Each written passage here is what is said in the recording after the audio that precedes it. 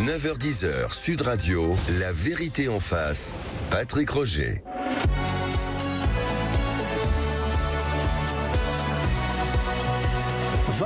Ici à Tel Aviv, on est ensemble pour une heure d'infos en direct. Voici les titres. On se dirige, semble-t-il, vers l'annonce d'un accord de cessez-le-feu à Gaza. Les derniers détails ont été réglés et acceptés, semble-t-il, par les deux parties. On va tout vous détailler. Voilà, donc ça c'est la chaîne I24 News. Je reçois son président, Franck Meloul. Bonjour. Bonjour Patrick. On a entendu un extrait récent parce que évidemment on va vers la fin de cette guerre à Gaza. Alors véritablement c'est ça, tout est enclenché avec des négociations qui ont lieu menées par le Qatar sous la pression des États-Unis. Alors c'est Joe Biden qui annonce, mais c'est Donald Trump qui est derrière. Alors je ne sais pas si on va vers la fin de la guerre à Gaza, mais en tout état de cause, on a l'air de s'approcher d'un accord de cessez-le-feu qui durerait 42 jours.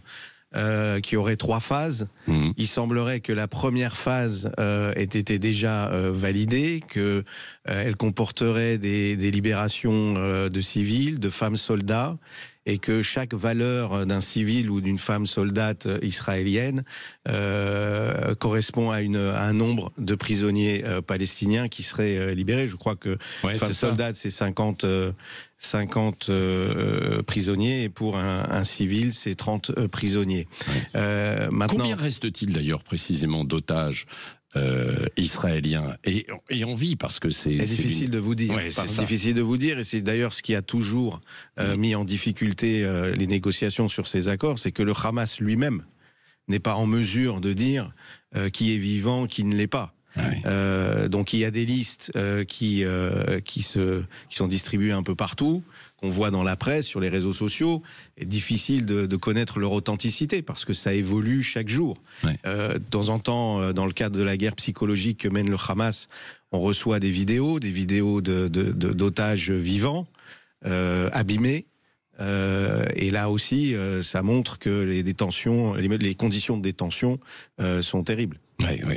Après, il y a l'authentification pour savoir si ça date d'il y a quelques heures, quelques jours, ou si ça date d'auparavant. Alors, ces négociations, elles sont menées par le Qatar, c'est ça notamment ? Elles sont menées par le Qatar avec l'aide de l'Égypte. Aujourd'hui, je crois, doit se tenir une nouvelle réunion à Doha avec le chef du Mossad, du Shin Bet, et le Premier ministre qatari et l'envoyé spécial de Trump. Donc on voit bien que la transition américaine est derrière aussi. L'envoyé spécial de Trump, c'est pas de Biden, parce que c'est toujours Biden qui est encore... Oui, mais tout le monde sait qu'à partir de la semaine prochaine, Trump prendra les manettes, et qu'il y a une forte pression qui a été mise par Donald Trump. Pour arriver à un accord avant qu'il rentre à la Maison Blanche.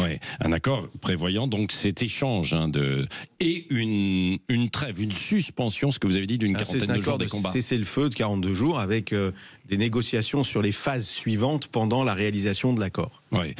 Parce que aujourd'hui en Israël, il y a une volonté aussi de la population, probablement, qu'il y ait un arrêt, non ? C'est une évidence. Vous parlez, et on parle souvent en France, de conflit Israël-Gaza. Mais permettez-moi de vous rappeler qu'Israël n'est pas seulement en conflit à Gaza. Pas plus tard qu'il y a quelques heures, à 3 heures du matin, la moitié du pays a été réveillée par un tir de missile du Yémen, qui a été intercepté par le système antimissile. On sait très bien que les Iraniens sont derrière. Le Yémen est en frontal avec Israël. Il y a le Sud-Liban. Il y a maintenant la frontière avec la Syrie. Il y a les territoires en Cisjordanie. Et il y a Gaza. Donc on voit bien que aujourd'hui, la situation est beaucoup plus complexe. Et dans l'esprit d'un citoyen israélien, il ne pense pas exclusif Gaza. Aujourd'hui, il pense Gaza parce que otage. Mais il pense surtout à sa sécurité, à sa sérénité. Parce qu'il est dans une insécurité permanente. C'est un peu l'histoire de l'État d'Israël. Mais il n'empêche qu'aujourd'hui, effectivement, il y a une volonté de la population israélienne d'en finir. Mais il y a en tout cas un consensus dans la société israélienne que la guerre ne sera terminée que lorsque les otages seront tous rentrés à la maison. Ça, à Gaza, quelle que soit la couleur politique. Oui, parce qu'on dit qu'il y a un consensus là-dessus. Pour certains, c'est un peu moins. Il y a eu des appels depuis des mois et des mois pour arrêter, entre guillemets, l'escalade, évidemment, et puis la guerre à Gaza, puisque, évidemment, il y a des victimes des bombardements. Il y a eu beaucoup de morts. Absolument. Des milliers de morts, quoi.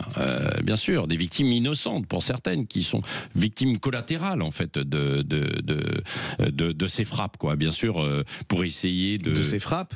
Et des tirs du Hamas. Et des tirs du Hamas, évidemment, aussi pour une réplique. Mais ça, c'est difficile à faire entendre sur l'ensemble de la planète. Et je le disais tout à l'heure avec mon invitée précédente, c'est-à-dire que finalement, en fonction de l'endroit où on se situe, et puis d'une certaine couleur ou d'une couleur politique notamment, on ne voit pas les choses de la même manière, quoi. On ne les perçoit pas de la même manière. Il est d'ailleurs très intéressant de voir que quand on se trouve au Proche-Orient, les gens qui vivent au Proche-Orient sont beaucoup plus optimistes sur leur futur que quand on est en dehors du Proche-Orient. Et ça, c'est la responsabilité des médias. Ouais. C'est la responsabilité de ceux qui choisissent de raconter une histoire. Ouais. La réalité, c'est qu'aujourd'hui, sur le terrain, quand on est un Israélien, quand on entend ou fait parler les citoyens israéliens, il est plus facile pour eux de voyager à Dubaï et de se sentir plus en sécurité en allant à Dubaï qu'en venant à Paris ou qu'en allant en Belgique ou qu'en allant aux États-Unis, même à New York. Donc ils considèrent que leur avenir aujourd'hui, ils ont vu le rôle qu'a joué l'ONU, ils ont vu les réactions des chancelleries internationales, et il y a un trauma dans la société israélienne qui est double. Il y a le trauma d'avoir vécu le 7 octobre, mais il y a le trauma du manque de soutien de la communauté internationale après ce qu'ils ont vécu le 7 octobre. Et donc on se tourne plus naturellement vers la région, et je crois que les prochains mois, voire les prochaines années, vont montrer qu'il va y avoir une reconstruction régionale, une prise en main régionale, pour des solutions à la fois sécuritaires et politiques, qui mettront hors jeu les dirigeants européens, mais avec la bénédiction des Américains. Ouais. C'est-à-dire hors-jeu. C'est-à-dire qu'ils ne sont plus dans la picture, comme on dit, dans l'image, dans le game. Et c'est en tout cas ça la perception de la société israélienne. C'est de dire qu'en fin de compte, nous avons eu les accords d'Abraham. Il ne faut jamais oublier que le 6 octobre, la veille du 7 octobre, il y avait une euphorie, aussi bien à New York qu'à Tel Aviv, quant à la signature imminente d'un accord entre l'Arabie Saoudite et Israël. Et que le 7 octobre a été fait aussi pour déstabiliser ce processus. Donc ce processus va reprendre. Il ne s'est jamais arrêté depuis le 7 octobre. Vous parlez à quelqu'un qui a négocié pour i24 News des accords de partenariat avec des pays arabes. Nous sommes la seule chaîne israélienne à avoir fait partie des accords d'Abraham.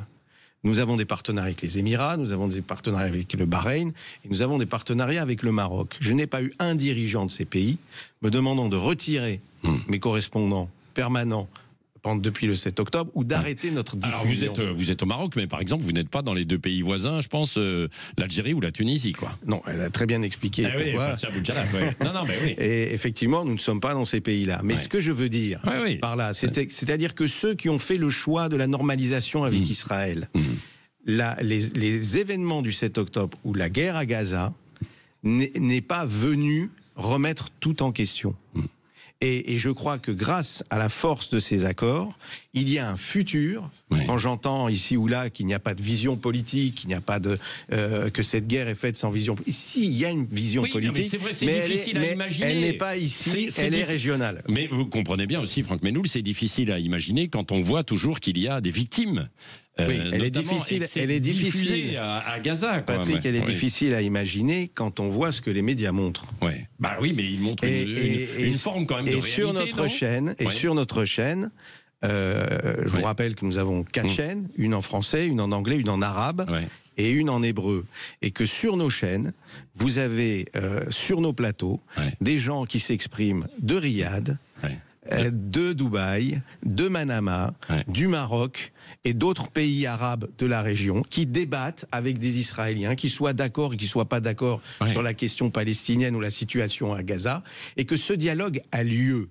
Il n'est pas exclusif sur des bombardements à Gaza, il montre qu'il y a un dialogue régional, qu'il y a une prise de conscience régionale, et c'est ça la vocation d'i24 News, de montrer ce qu'est la réalité d'un nouveau Proche-Orient qui s'est mis en marche déjà il y a 2 ans. Allez, la vérité en face sur Sud Radio jusqu'à 10h avec vous, Franck Meloul, président de i24 News.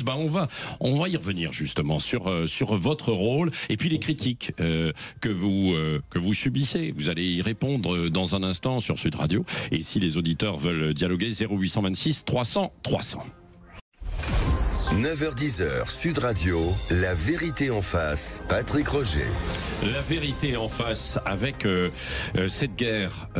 On a parlé de guerre, Israël, Gaza, même si vous nous l'avez dit, Franck Meloul, vous êtes mon invité jusqu'à 10h, président de i24 News, vous dites c'est plus global, parce que la menace pour Israël, elle vient un peu de toutes parts ce matin, par exemple de plusieurs fronts. Ce matin, un missile venant du Yémen, on suspecte derrière l'Iran, bien sûr.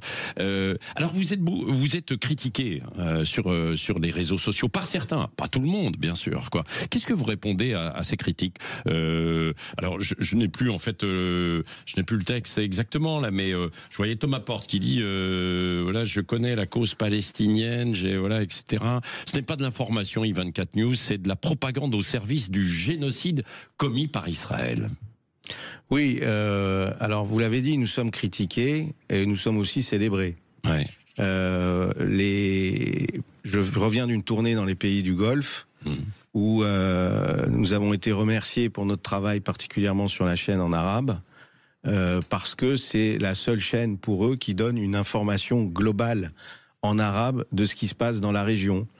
Ceux qui nous critiquent sont ceux qui font de la politique, qui ne sont pas focalisés sur la réalité du terrain. Ceux qui nous critiquent... Ils s'appuient sur une forme de réalité en disant regardez ce qui se passe encore à Gaza avec des victimes. Oui, la différence entre eux et moi, c'est que moi je vis là-bas. Oui. La différence entre ceux qui critiquent et nous, c'est que nous émettons depuis là-bas. Nous avons des journalistes sur le terrain partout. Quand nous recevons des missiles, je suis obligé d'évacuer la chaîne pour protéger les journalistes. Donc ce que je dis, c'est que ces gens qui font de la politique, eux ont un soutien à la cause palestinienne par pur opportunisme. Parce que si on est sincère sur le soutien à la cause palestinienne, et je le suis, c'est de savoir qu'aujourd'hui, les Palestiniens, qu'est-ce qu'ils veulent? Se libérer de la terreur du Hamas et se libérer de la corruption de l'autorité palestinienne. Il suffit de les écouter. Et c'est ce que comprennent les pays arabes de la région. Où sont tous ces pays qui ont donné des millions, voire des milliards de dollars à Gaza pour la reconstruction de Gaza, pour le développement de Gaza? Ils ont vu ce que le Hamas a fait de tous ces millions et ces milliards. Aujourd'hui, ils sont dans le silence parce qu'il y a un malaise.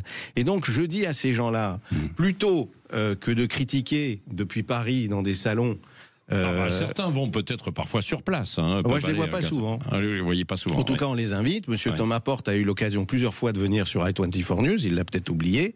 Et il saluait la diversité de ton, puisqu'il avait l'occasion de débattre avec des gens qui ne partageaient pas ses idées. Ouais. Alors comment justement vous pouvez continuer, vous, à faire votre travail dans toutes ces conditions? Vous l'avez dit, c'est assez difficile. Là, on a entendu un extrait de l'un de vos présentateurs vedettes, qui est originaire de Marseille, d'ailleurs. Je le signale au passage pour les auditeurs marseillais, Jean-Charles Banoun. Je vais vous dire, i24 News, c'est 400 personnes. Ce sont 35 nationalités. Ce sont des juifs, des chrétiens, des musulmans, des Israéliens et des Arabes qui coexistent dans une seule newsroom. Si ça s'appelle de la propagande pour LFI, don't act. Mais la difficulté du travail aujourd'hui au sein de notre rédaction, c'est de pouvoir gérer les émotions. Parce que nous avons une photographie globale. La chaîne israélienne, bien entendu, a des relations privilégiées avec les services de l'armée et les services de renseignement israéliens. Bah oui, mais la chaîne c'est pour ça que certains disent oui, vous êtes la propagande, vous êtes la voix de voix de Netanyahou. La chaîne arabophone, la différence, c'est que contrairement aux chaînes internationales comme France 24, par exemple, puisqu'on est en France, i24 News ne reçoit aucune dotation ou aucun budget de l'État. C'est privé, ça appartient. C'est privé et ça appartient à Altis Amérique. Ouais, voilà. Mais ce que je veux dire par là, c'est que aujourd'hui, cette chaîne, elle a aussi une chaîne arabe qui lui amène, elle, des informations du Hamas ou du Hezbollah ou du Yémen. Donc, grâce à cette diversité, nous sommes en mesure d'avoir une photographie globale de la situation dans la région. Et c'est ça qui plaît. Aujourd'hui, i24 News est devenu, de fait, l'alternative d'Al Jazeera, pas seulement pour la communauté internationale, mais pour les pays arabes eux-mêmes. Je vous rappelle, à titre indicatif, que Al Jazeera a été interdite, il y a quelques jours, de diffuser dans les territoires palestiniens. Ça veut bien dire quelque chose. Ouais. Vous êtes diffusé dans le monde entier. Absolument. Là où vous êtes regardé le plus, aux États-Unis peut-être, non ou... Difficile à dire. Vous êtes difficile à dire comme c'est une chaîne internationale, mais je sais qu'il y a une très grosse audience dans le monde arabe, très grosse audience dans le monde arabe. Il y a une grosse audience en France et aux États-Unis bien entendu, mais aussi en Afrique du Nord. Ouais.